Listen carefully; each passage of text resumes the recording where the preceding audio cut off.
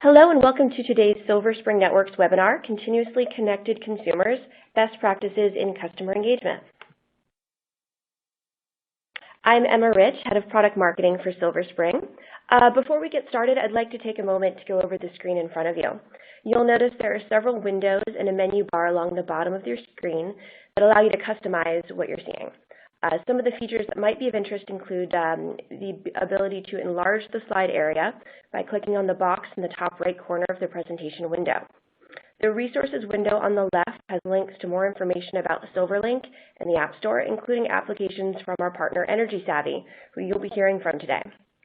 Please note you're able to enter questions at any point through the presentation through the Q&A box located on the lower left-hand side of your screen. We'll have a 10 to 15 minute Q&A at the end of the presentation, during which we'll try to address all of your questions. But I'll go ahead and address the most commonly asked question first. Yes, this webinar will be available for rebate, so you'll receive a link by email after it concludes.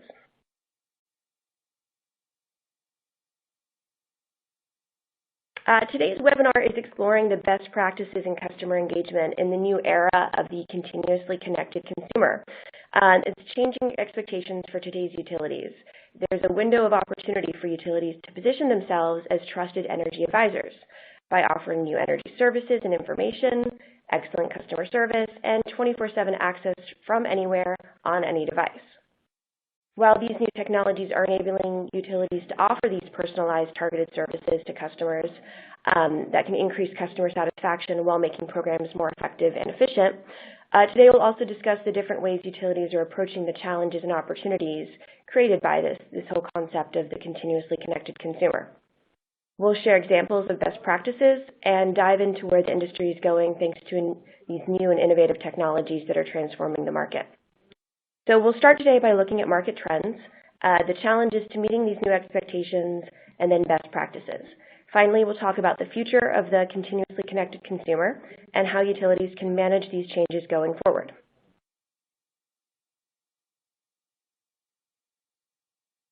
Our speakers today are Mimi Zhang and Scott Case. Mimi is a product manager for Silverlink with over 8 years of experience in enabling clean technology solutions for a smarter grid. She's responsible for the Silverlink platform and application suite, which includes developing and launching data analytics products to improve utility operations. Before joining Silver Spring, Mimi was a consultant at Navigant Consulting and Sustainable Energy Advantage. She holds a master's in city planning from MIT and a BS from Duke University. Scott Case is the Chief Operating Officer for Energy Savvy, and he leads product strategy. Scott's expertise in online marketing and software product management stems from his 5 years at Quantify, which was acquired by Microsoft. And there he managed the development of Quantifies ad serving tools. Scott holds an MBA from MIT and a BA in political science and economics from Williams College. So thank you both for joining me today. I'd like to now hand things over to Mimi to dive more deeply into the trends that are changing the utilities' relationship with their customers. Great, thanks, Emma. Scott and I are really excited to be here today, and we're going to talk about a lot of interesting things. So I want to start off by just talking briefly about some key trends that we're seeing, most notably in the consumerization of energy. So a couple of big things. One is, bring your own device. So people are really starting to buy their own devices, whether it's smart thermostats or fitness trackers, and really starting to see the value in getting data, gathering data, quantifying everything. Another one is mobile first. A lot of us spend a lot of time on our mobile devices, and increasingly more so over time. And then the last one, when you're looking at how this affects the utility, there's actually been a big change in utility sort of metrics in terms of satisfaction, customer satisfaction becoming more important, as well as energy efficiency and demand-side management mandates becoming more and more prevalent.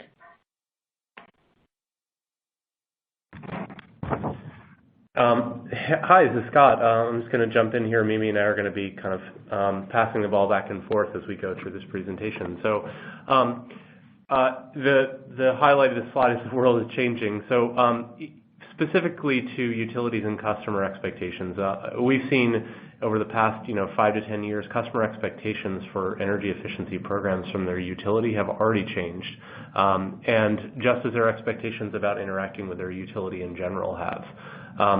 Moving into the future, I think we think this expands from energy efficiency to utility products and services in general. So customers don't care about the organizational differences within a utility between energy efficiency, demand response, smart meters and thermostats, electric vehicle supply equipment, solar, energy storage, as those things come online.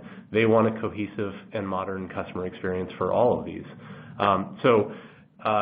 Utilities, I think, need to stay involved and engaged and this is what you're going to hear from us over the course of this presentation, or the day will eventually come when a customer can walk into Walmart, buy solar panels, distributed storage systems, energy efficiency upgrades, and all kinds of things that can and will change consumption patterns, and their utility may not even know it's happening. Yes. Great, thanks, Scott. That was a very interesting vision. So, we want to talk a little bit about in this new world, there's no shortage of offerings, right, for customer engagement, whether it's systems or devices or platforms, whether it's sold to the utility or sold directly to the end user. And so when you look at applications and services, these are mostly things that would be pitched to a utility that they can then turn around and offer to their end users. There's a ton of stuff, tons of services, whether it's from consultants or software or other products. These also really, fit on different platforms right now. There are kind of demand response platforms, data management platforms, and then IoT software is starting to become a much bigger thing. And then when you look at devices and things that could be either purchased by the utility and provided to the end user or purchased directly by the consumer, there's a whole host of things there. And so it's really important to take a long view and really plan out kind of what your goals are over the long term, because as you buy products and services and platforms, it's really important that they are all actually able to work together and support each other over time instead of ending up with a couple of groups of siloed solutions. Another thing is that as customers, end users are starting to buy their own devices and measure their own data, it's really important to be able to offer products through the utility that allows them to leverage that data and get more value out of all of the devices together. So engaging today's customer is a pretty tough job. Customers have a very diverse set of needs and very different appetites for new technologies. All customers are very much inundated with products and services right now from all sorts of companies, and this allows them to be quite demanding. And people from all backgrounds, they enjoy, I think everybody enjoys bragging about something, whether it's a money-saving program or a new discovery or a new gadget. And everyone wants to receive kind of only what's relevant to them, only what they want, only what's going to be beneficial to them. They don't want to be inundated with ads for things that they don't actually need. So the last thing is, while customers want things that are tailored and personalized and useful to them and give them value, they really dislike being forced to do anything, and they dislike privacy invasion. So right now, because all companies are increasingly stepping up customer service and outreach and really personalizing offerings, the bar is very high, and it's getting higher over time. So back to thinking about the utility customer, what is the picture of a fully engaged utility consumer? For residential, we've sort of looked at the difference between renter and homeowner, and they're not actually so different. They really like having, a fully engaged consumer would have a lot of devices that they are aware of and that they find value in, including things like smart thermostats. Because of the prevalence of real-time data in the rest of our lives, they would get real-time updates and projections and be able to access data from all of their devices in one place.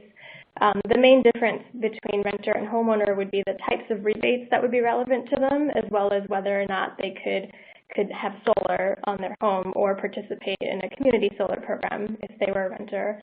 On the business side, Again, very similar to what residential consumers might find useful in terms of engagement, but the real differences here are going to be that benchmarking and savings and looking at your savings are going to be really important for a business because the spending is going to be a lot higher.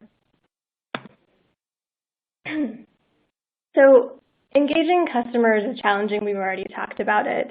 And while most customers actually do review their usage and their bill on a monthly basis, a very small percentage, only 3% or so, check more frequently than that. So that's not actually a great number if we're trying to target customers and really get them to care about their energy usage more frequently.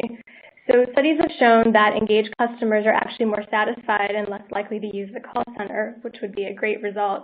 So how do you actually get them to be more engaged and participate in more programs? Well, one would be to offer programs that provide real value, such as giving actionable guidance, saving money, giving them social capital.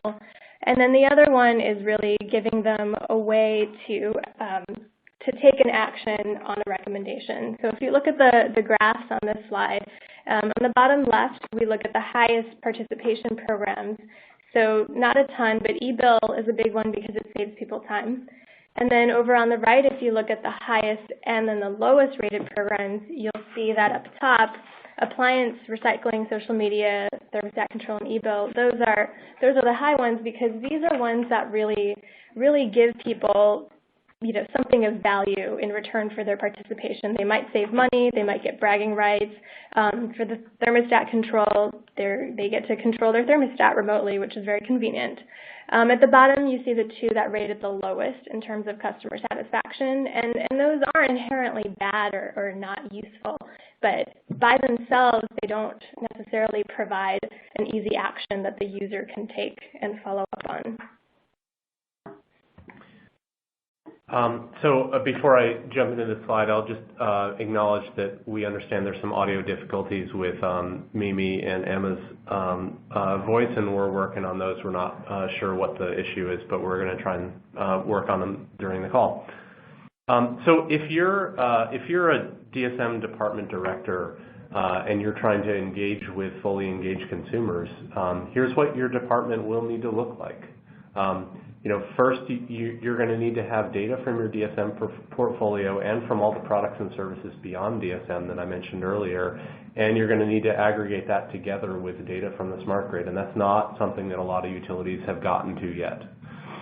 Obviously, you have to have tools that you can use to explore and make sense of all that. You have to have a staff that works with your customers across all programs, products, and services that you're offering. And then, marketing isn't purely a science, so you also need market research and resources that supplement the data that you're bringing in. So where we think DSM programs are evolving in order to engage with customers, and kind of four big things. First, choice and flexibility. So this means an array of incentive programs that sort of meet everyone where they are, but we also know that you need to help people with all the choices that are out there, and you can't just present them with a wall of options. Second, give targeted and personalized content, so relevant, and yet they need to be relevant and simple, and they can't be a laundry list of tips, or people just sort of are frozen in paralysis and don't take action. Programs need to be measurable and efficient.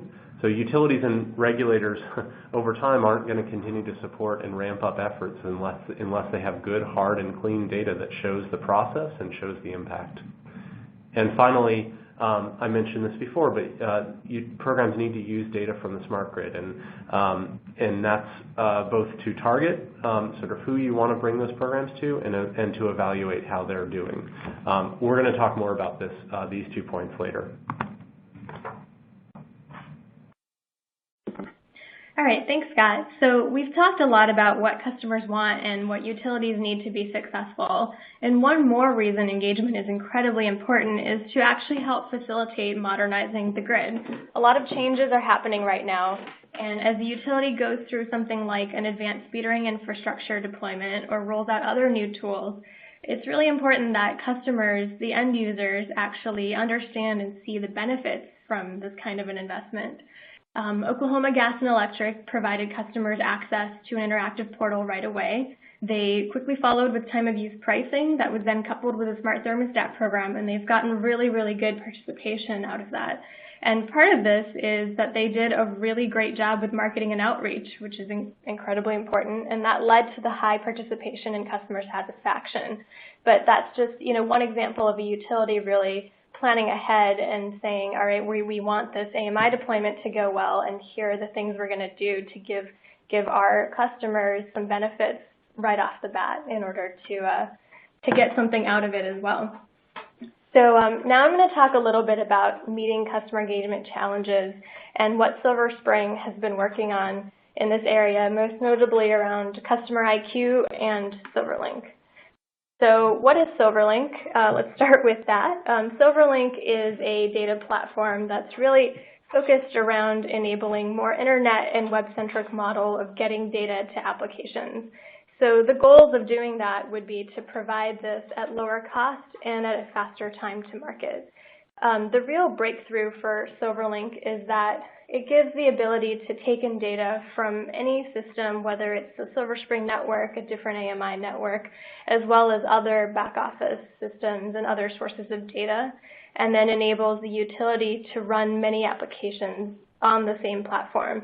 And this is without needing to do one-off integrations for every new application. And our architecture enables the utility to plug in many data sources, as I just mentioned, incorporate different devices, different data warehouses, you name it, and then you can run different applications on top of this platform. You can also use the API to make your own applications, which is pretty cool. So Silver Spring's vision for analytics, one thing that really drove us to do Silverlink is, one, we really, really want to create an open app ecosystem, one that fosters innovation in this area.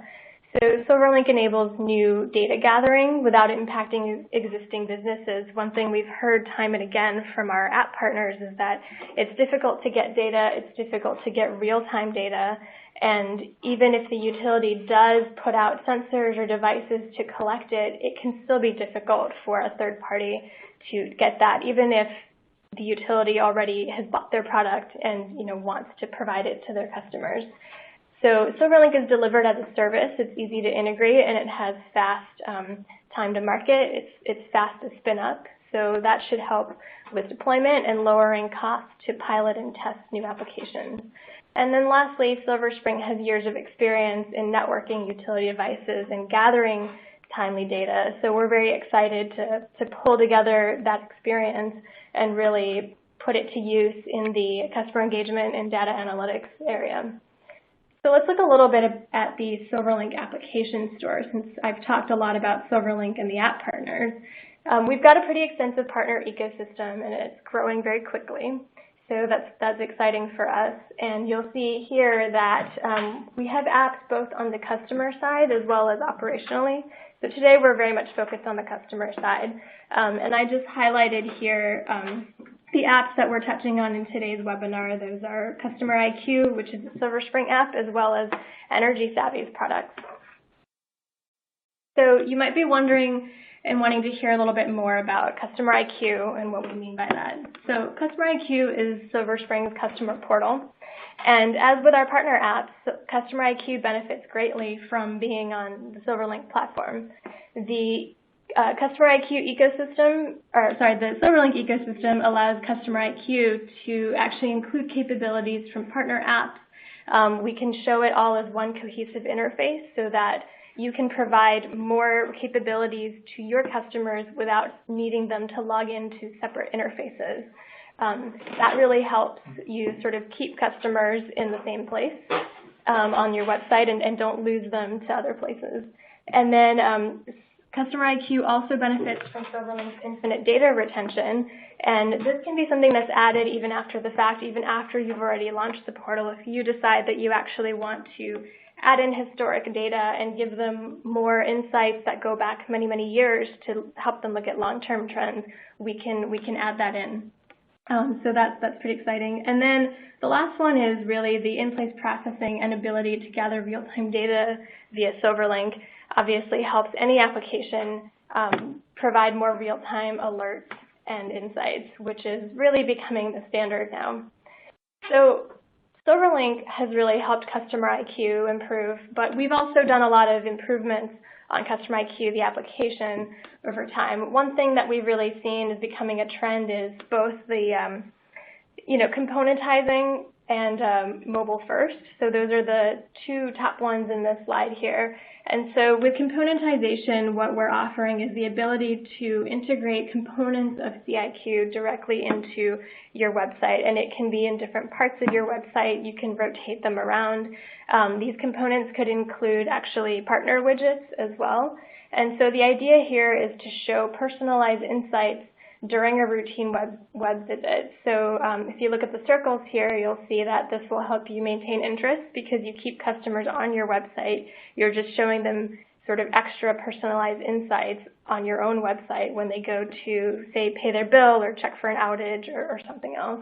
It really limits effort because you show them the extra data without them needing to sign in to anything else. And an example would be to embed something like a bill estimate widget on your e-bill page. So when they go to pay their bill, they can actually just see right there that what their projected bill is for the next bill cycle. And then if they think that it's higher than they want it to be, they've got time to actually make some changes and take some actions there. The next one is mobile first. We're very committed to responsive design, so that's something that we're providing for all of our products. And then we've added some new insights to drive energy-saving behaviors.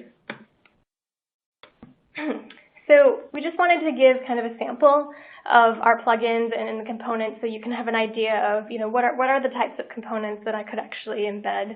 And so the top left, that one's got the bill estimate. We can show some historic over time, look at your historic bills, compare them, understand kind of why they've changed over time. And then, a rate comparison for people who really want to understand their different rate plans and their different options.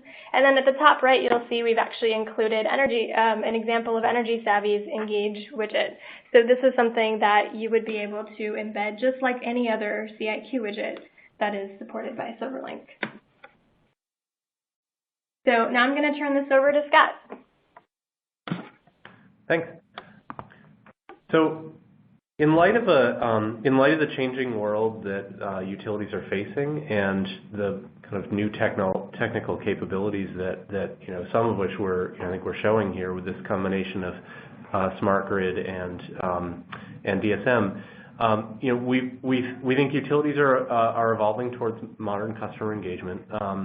That new and emerging, also evolving towards new and emerging products and revenue sources, and evolving towards quantifying demand-side management for greater certainty. The DSM department is at the heart of, we believe, at the heart of how utilities will drive this evolution. Just because it's the only place in most utilities where products and services are actually sold to customers that don't have to buy them. And it's also been, I think, the place within utilities where innovative new programs are being developed to engage customers and drive new potential revenue sources. As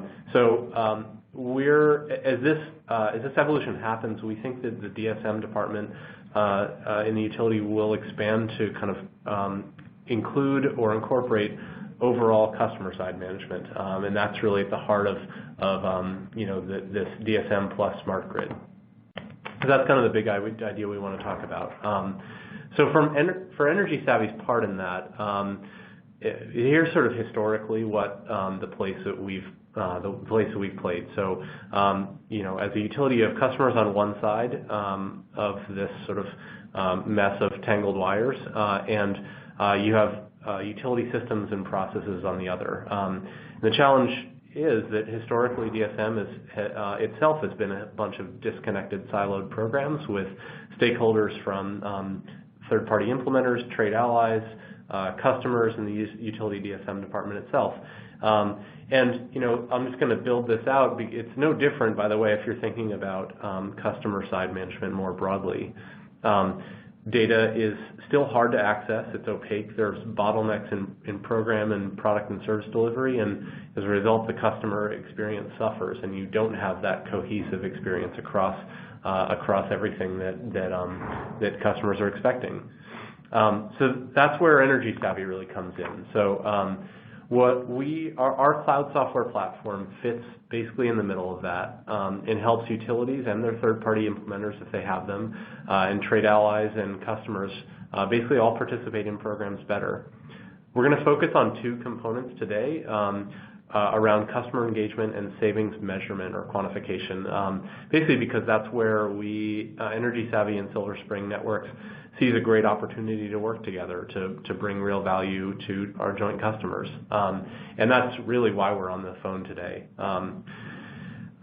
So super quick background on Energy Savvy. For those of you who are not familiar, we are a 100% software company. We have about 30 utility and state energy efficiency program clients around the country, and we've been doing this since 2008. So sorry, building up the slide now.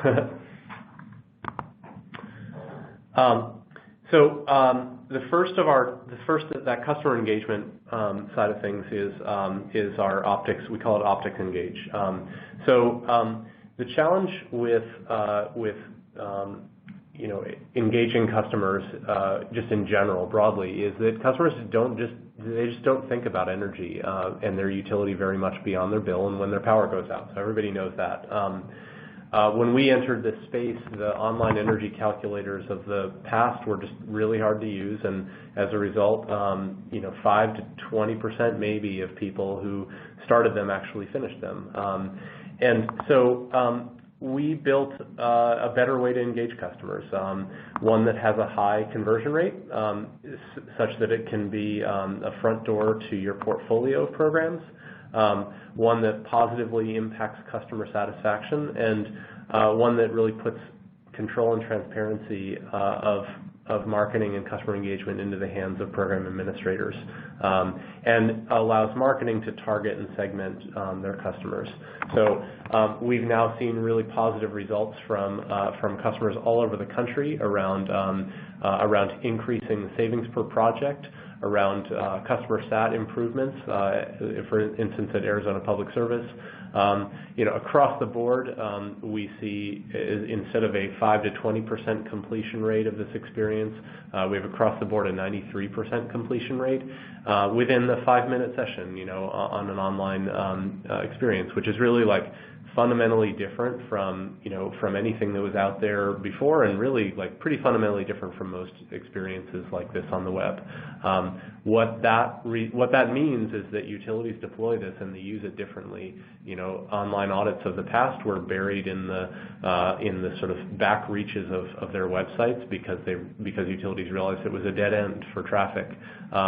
This, with a very high completion rate and customer sat and conversion rate improvements, ends up being deployed right at the front of utility websites in a lot of cases, because it can be a front end to all of utility programs.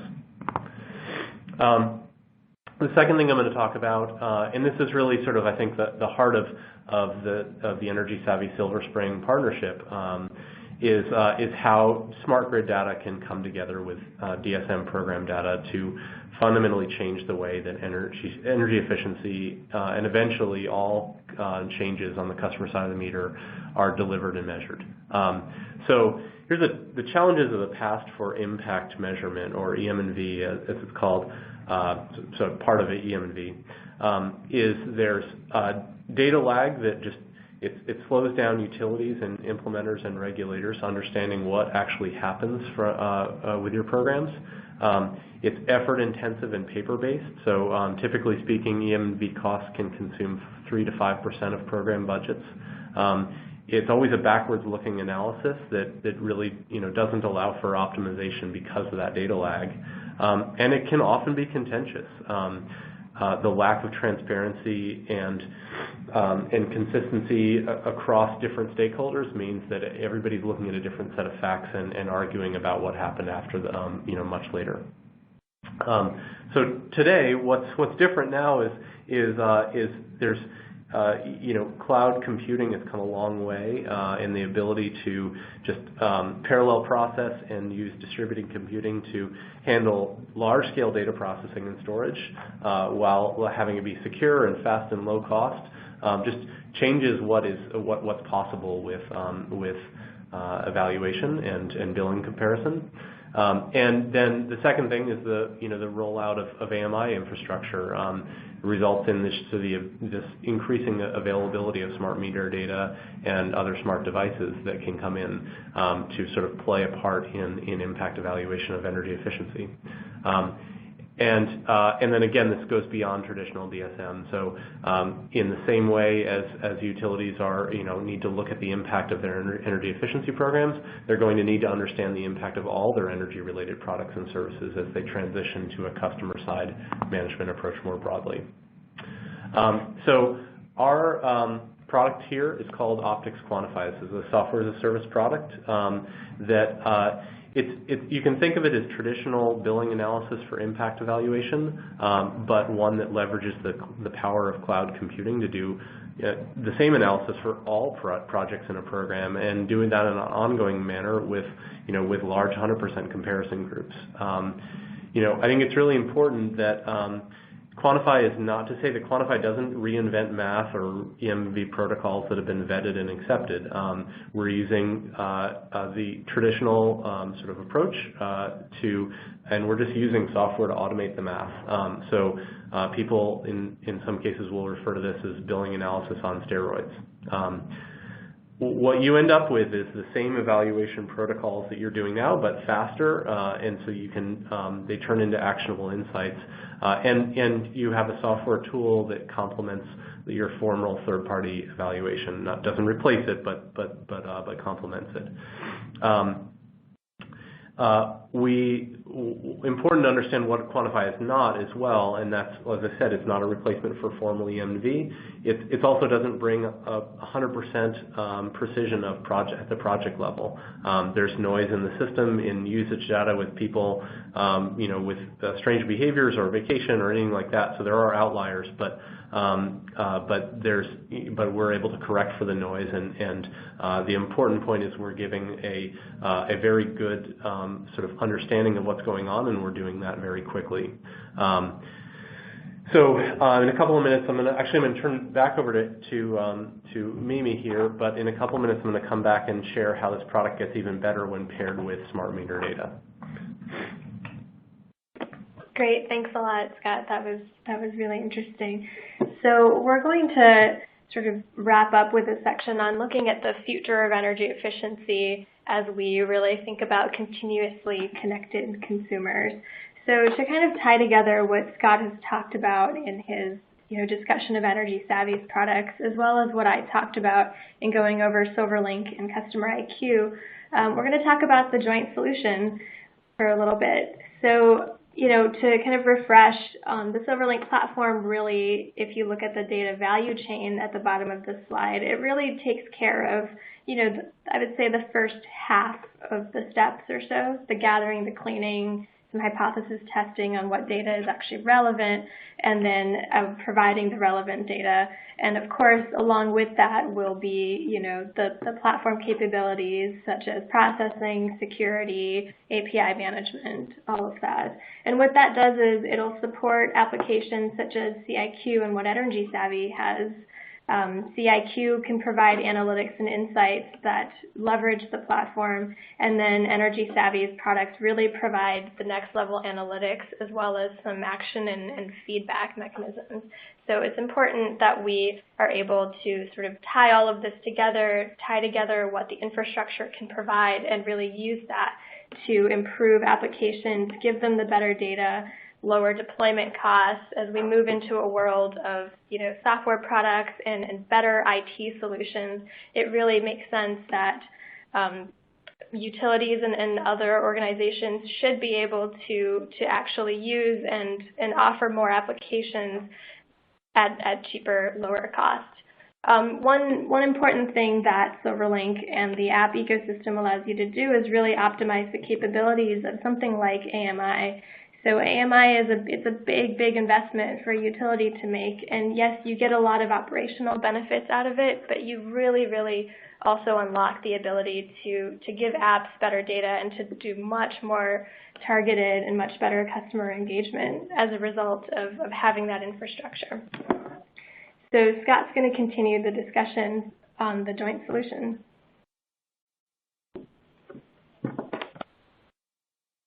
Okay. So I'm going to talk about the specifics of how Optics Engage and Customer IQ work together, and then the specifics of how Quantify and Optics Quantify and Customer IQ work together. So I think just reminder of the Optics Engage, what we think the really neat value proposition here and why both companies are spending time here is that this is an opportunity to add the best of breed online audit sort of experience to a Customer IQ portal. And it's not just sort of a snap in the widget and have it be sort of sitting on the side there. By sort of bringing this together, we're able to make the Customer IQ web portal more engaging. We're educating customers on saving energy alongside giving them visibility on how they're using energy.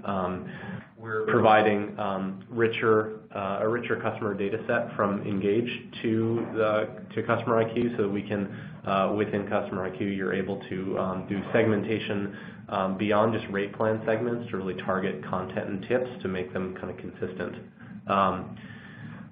From the Engage product, we're also bringing over the home profile data that's collected through that experience, the recommendations and that we provide, again, for consistency, and then we're also bringing over a quote ideal consumption level. So basically, given all cost-effective upgrades for this home or structure, what's the sort of ideal consumption level, so that we can facilitate setting realistic goals for utilities that are using the goal setting functionality in Customer IQ.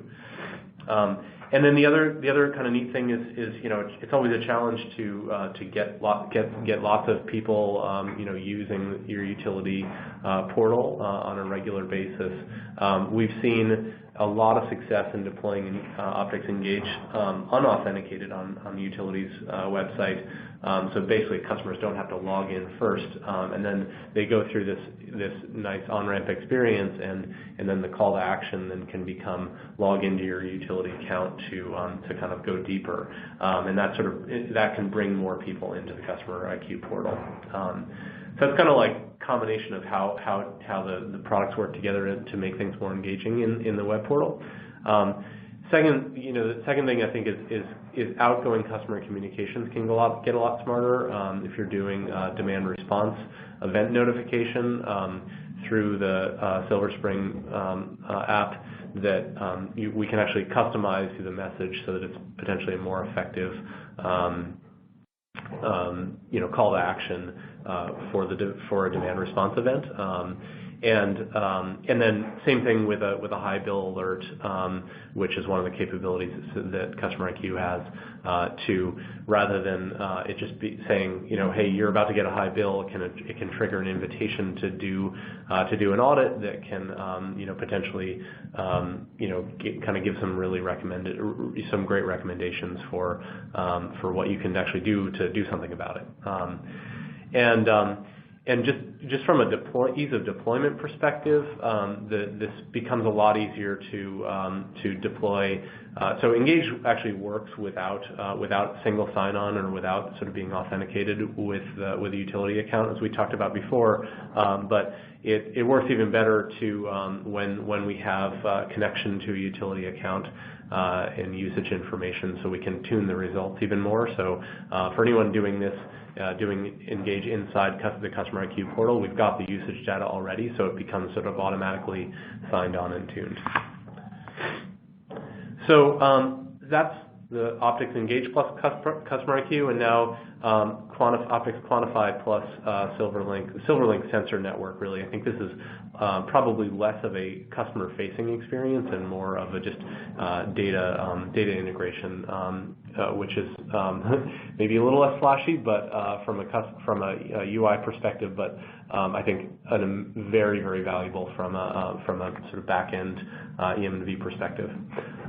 So Optics Quantify, first of all, I'll say works fine, works great actually without smart meter data, and that's sort of, a lot of customers actually start there with us. However, it works a lot better. The process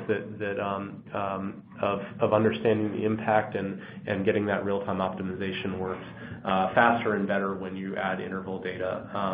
And so, first of all, that's like the deployment. Just I'll sort of mention one thing on that deployment in terms of sharing usage data from Silver Spring to Quantify. So this is just like a one-click thing. Your utility IT department doesn't need to do anything about this. This is just sort of a data sharing agreement, and it's all sort of ready to go. I'll also say this works across all forms of meter data that's being collected, so electric, gas, and water meter data as well. So whatever data is captured on the Silver Spring data platform is available for and relevant to this process is available here. And so, in addition to all of the usage data, we're combining the other important thing for Quantify is we're combining that with project data, whether that comes from our Energy Savvy's Optics Manage platform or from some other tracking database, and that's really sort of what those two data sources plus weather really does kind of is where the magic happens for producing this real-time EMV software product. So what you can do with that then is a lot of different things. So I think that some of the early use cases that I think we're really excited about are detecting sort of realization rate risks very early in a program. So if things are on track or off track. Understanding and detecting underperforming contractors and QA problems.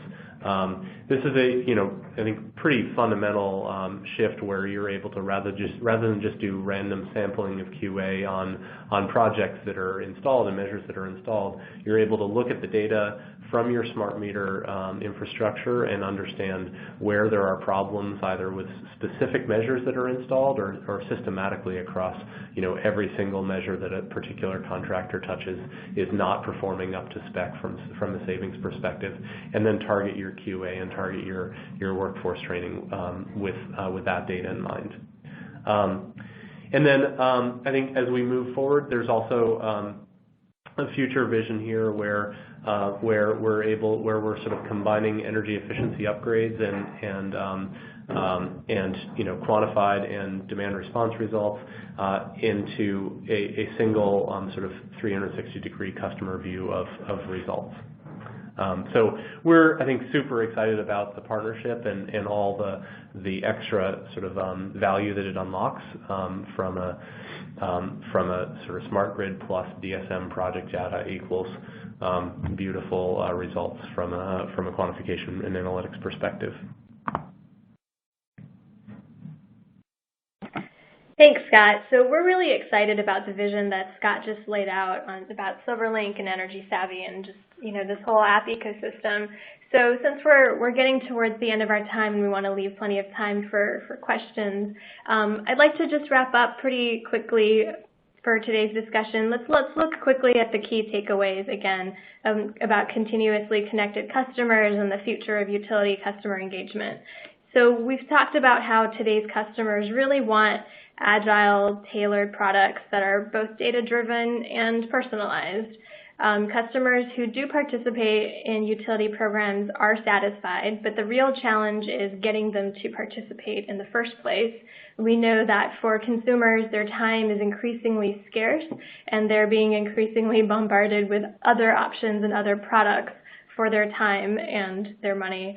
So how do you get people to actually participate? Well, I think the simple answer is really, give customers products that they want to use, give them programs and offer programs that give actionable insights and really give them real value. Earlier I talked about the OG&E example, and there the pricing program that had really great participation, partly because of their marketing, but also it just provided a lot of value. The average user saved almost $200 over a year, and that's real money that people tell other people about, and they're kind of the best marketing if they are happy participants in a program. So successful programs really need to deliver that real value quickly and then leverage both utility infrastructure and customer devices. So on that, we're really focused on helping to come up with products that give customers what they want to use, and enabling the apps by giving them the data that they need to be successful. So now I'm going to turn it over to Emma for Q&A. Great, thanks, Mimi. So we'll now get started with the Q&A. Just a reminder about the other resources available to you. On the left side of your screen, there's a link to our brand new ebook on the way utilities are using Silverlink today. There's also a video, white paper, and a link to more information about Energy Savvy, including their resources and white papers. You still have an opportunity to submit questions through the Q&A window on your screen. We do have a number of questions that came in during the webinar, so if we aren't able to get your questions during the webcast, we can follow up with you individually. So we'll start with a question. We have an overview question about both of these solutions. Do you need AMI data for all of these solutions? If not, how does 12 data points a year change what you can do in customer engagement reports and portals? So I'll jump in, real quick on that. And then I'll let Scott pipe in because I know he's got a lot to say. So I think, Scott's mentioned that just having 12 data points is enough to really start with, but we've seen that as we collect more data, when our AMI customers started out, they were getting hourly data and they were getting it a couple times a day. And they often thought, well, that's more than we would ever need because that's just, magnitudes off from what we were able to have before. But as you get used to that and start using and giving products that use that, we're now seeing people coming and asking for even more real time. So sub-hourly, minutely data. And they really want those updates kind of as soon as possible. And I'll just say that, in many deployments of Optics Engage, we don't connect with any data points of usage data. So, and we get all those same results from a completion rate perspective, customer sat, and conversion rate without any of that. We've seen, a big improvement in the capabilities and sort of features that are available for when you get to 12 data points a year. And then I think, like Mimi said, there's even more possibility in terms of just more sort of personalized and tuned results when you're getting to interval data. Great, thanks. Now, there was a question from the audience asking if you guys can provide some examples of the ways in which these data and these solutions can provide new revenue sources. Mimi, do you want to start? Yeah, sure. So, I think what that means is really outside of traditional charging customers per kilowatt hour or charging them on the base fee, how can these new products and data streams really help provide new revenue sources, I'm guessing, for the utility.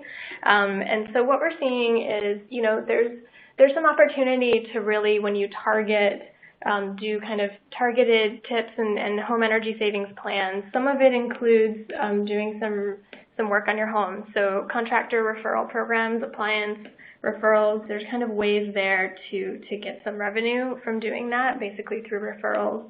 And then on the flip side, I think really we've seen a lot of customers going straight to the device manufacturer, going straight to the store to buy devices such as smart thermostats.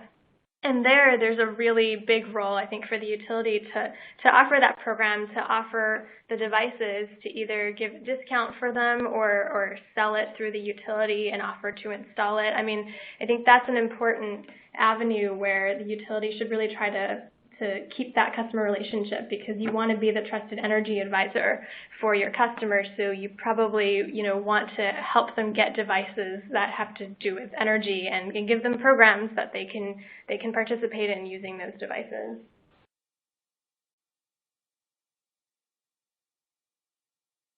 Great. Now, Mimi, can you actually elaborate on one point that you made earlier? What do you mean by real-time data? Sure. So that's a good question. We did use that term a lot throughout this presentation. And what we really mean by real-time, I think in some devices, real-time really means almost sub-second, and that's not really what we mean here. I think real-time is that when a into their app, loads an app, looks at their energy usage, whatever it is, that they see something that to them means current. And so what we're trying to provide is the ability to collect, minute granularity data off of the existing AMI networks, which is pretty great given that a lot of them were installed with the idea of collecting hourly intervals. So, right, that's 60 times better than maybe what they were initially intended for. But that's really important, because if you're just gathering data hourly and perhaps not even reading the network hourly, but reading it every few hours or every day, when a customer logs into their portal or opens up an app, they're going to see something that was from yesterday, or they're going to see something that was from even 4 hours ago, which is already outdated. And so what we mean by real time is really, within an hour, within probably a couple of minutes, so that when a customer actually engages, what they're seeing is something that's relevant to actions that they can still remember from the previous, couple minutes ago, or at least the previous hour. Great. Now, the next question is specifically about, I think, energy savvy solutions. How accurate are your customer engagement and program management tools? Dan or Scott, do you want to take that? Sure. Yeah. So I guess I'll say there's a short answer and a much longer answer, and if anybody wants the longer version, they can follow up offline. But the short answer is we're basically on par with most in-home audit tools for from a overall consumption level and overall savings opportunity level. That our North Star is not to be perfect, because all in-home and online tools, there are all errors in all of those, and they're all not perfect. Our goal is really customer engagement and making it easy for customers to do, and getting them to sort of a first level triage. And we didn't build this tool to be sort of engineering for engineers, basically, because we know it's a fool's errand. So for us, there's a much longer version of that, and sort of third-party analysis that's been done on this point. But our goal is, like, we want to be, and we think we are, as accurate as what a sort of a comparable in-home experience, but with a lot less time and a lot easier experience. Hopefully that answers the question. Great. Thanks, Scott. Now, I think this question probably can be fielded by both of you. Maybe I'll let Mimi start. What can you say about utility energy efficiency rebate programs? The kinds of programs that you provide jointly as partners Energy Savvy and Silver Spring. But also, rebate programs are prevalent in Washington and California and some other isolated areas, but thin in other parts of the country. Do you expect to see changes in that? Sure, thanks, Emma.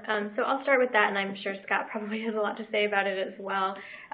We do see that, as we're able to collect more granular data and actually help utilities target rebates to customers better, that we do expect to see maybe a growing trend in rebates, because I think they're going to become more valuable and more impactful as you do better customer segmentation. So in the past, it's been hard, I think, to run some successful rebate programs where you're just giving out a rebate to everybody. You can put it on the website, put it on a mailer, but it costs a lot to actually do the outreach for utility rebate programs. And so a lot of times the return isn't that great in terms of how much it costs you to actually market and get people to use those rebates and then the energy savings that you see on the other side. But as we get to more data and more, again, better targeted outreach, you can really save those marketing dollars, those outreach dollars to give rebates and target them and offer them to the customers that you know are much more likely to actually use them and save a lot of energy from them. So I think that's going to be more cost effective and encourage more rebates over time. I guess I'll just jump in to say that, yeah, sure. I'll jump in and say that I don't know that I would agree that rebates are only in Washington, California, and some isolated areas. I think there are definitely 50 different markets and regulatory environments, and there's some regulatory environments where there's more generous sort of rebate approaches than others, but I don't think anything that what we talk through from a customer engagement or from a quantification perspective depends on rebate programs being present. It's just if there is energy efficiency, if there are measures getting implemented, whether they are rebated or not by a utility, or even whether a utility is involved in them or not right now, there is the need to understand the impact of them. And then more broadly, whenever, as sort of the onus shifts from just DSM to CSM, there are people all over the country putting on solar panels and thinking about energy storage systems and thinking about all sorts of different behavioral and technological shifts on their own without rebate programs. So there's we think that there's what we're trying to do is make sure that utilities are involved in that process, even if whether or not they have a rebate in place now or moving forward, and then understand how it changes consumption and give really hard, solid data that makes that information available for load planning and long-term integrated resource planning. Great, thanks, Scott. So just a note, we have about 4 minutes left for questions here. Everyone who is attending today's webinar will receive a link to the recording, and we're going to work on the audio to try to fix what was going wrong early in the broadcast. So thank you for your patience with that. We had a comment here. I have a hard time imagining that any or many residential customers would care about meter interval data. What am I missing? I think to address that point, it's not about showing the customers the pure interval data. It's what you can do with the data.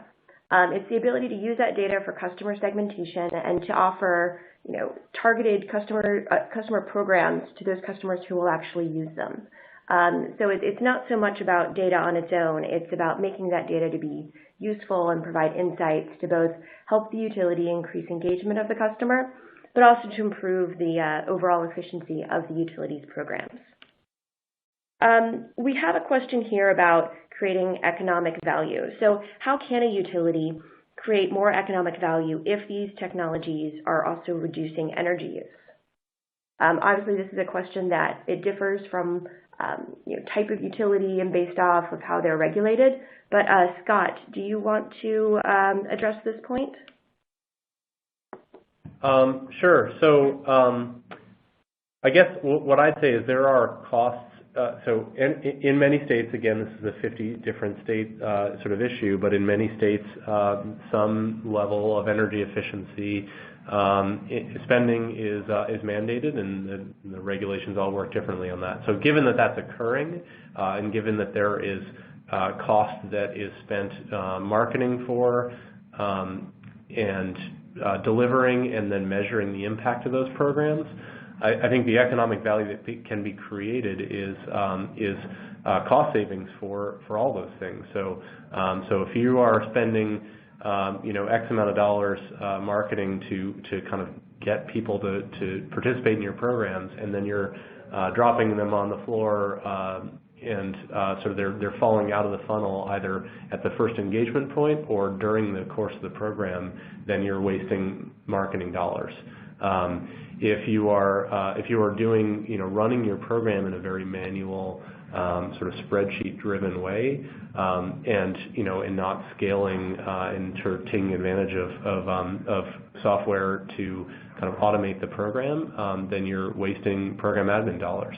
And if you're sort of just going with a traditional sort of 2-year after the fact manual EM&V process, and you're wasting evaluation dollars compared to what you could be doing with a software approach. So I think from an economic value creation story, I think that's where I'd sort of draw our sort of stance on that issue.